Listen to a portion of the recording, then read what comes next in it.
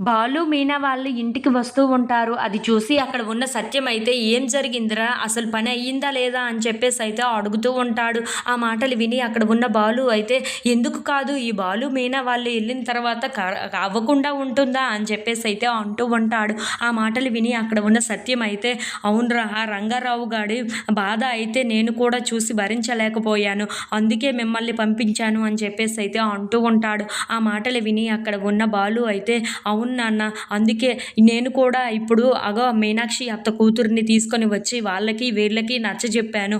ఇప్పుడు వాళ్ళు ఒకటైపోయారు. పెళ్ళికి ముహూర్తాలు కూడా తీసుకుంటున్నారు" అని చెప్పేసైతే అంటూ ఉంటాడు. ఆ మాటలు విని అక్కడ ఉన్న ప్రభావతి అయితే "అబ్బో! పెద్ద పనే చేసొచ్చావు. ఊర్లో ఉన్న వాళ్ళందరి పనులు, సమస్యలు తీరుస్తూ ఉంటావు. ఇంట్లో ఉన్న నీ సమస్య మాత్రం మాకు తీరటం లేదు" అని చెప్పేసైతే అంటూ ఉంటుంది. ఆ మాటలు విని అక్కడ ఉన్న బాలు అయితే చాలా కోపంగా ప్రభావతి వైపు అయితే చూస్తూ "నువ్వేం చేసొచ్చావు? వాళ్ళు బాధపడుతూ ఉంటే వాళ్ళతో పాటు ఒక 2 కన్నీళ్లు చుక్కలైనా కార్చకుండా అలా మౌనంగా ఇంట్లోనికి వచ్చేసావు కదా! కానీ నువ్వు మాత్రం ఏమీ చేయలేకపోయావు కదా!" అని చెప్పేసైతే అంటూ వాళ్ళ అమ్మని కసురుకుంటూ ఉంటాడు.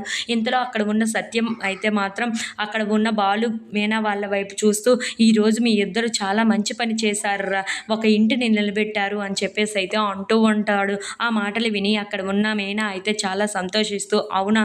అవును మావయ్య. వాళ్ళు అలా సంతోషంగా ఉంటే నాకు కూడా చూడటానికి బాగా అనిపించింది. ఇప్పుడు మేము ఒక ఇంటిని కలిపాము అన్న సంతోషం మాకు ఉంది" అని చెప్పేసైతే అంటూ ఉంటుంది. ఆ మాటలు విని అక్కడ ఉన్న ప్రభావతి అయితే "అబ్బో! పెద్ద చేసొచ్చారులే" అని చెప్పేసైతే అంటూ ఉంటుంది. ఇంతలో అక్కడ ఉన్న సత్యం మాత్రం "ఏంటి ప్రభా! ఈరోజు వాళ్ళు చేసిన పనికి నువ్వు కూడా చేతులు ఎత్తి క్లాప్స్ కొట్టాల్సిందే. అలాంటిది పోయి నువ్వు వాళ్ళని విమర్శిస్తున్నావా?" అని చెప్పేసైతే అంటూ ఉంటాడు. ఆ మాటలు విని అక్కడ ఉన్న ప్రభావతి అయితే "ఓహో! మీ ముగ్గురు ఎప్పుడూ ఒకటేలెండి. నన్ను మాత్రం వేరేగా చూస్తారు" అని చెప్పేసైతే అనుకుంటూ, కసురుకుంటూ అయితే అక్కడి నుండి వెళ్ళిపోతూ ఉంటుంది.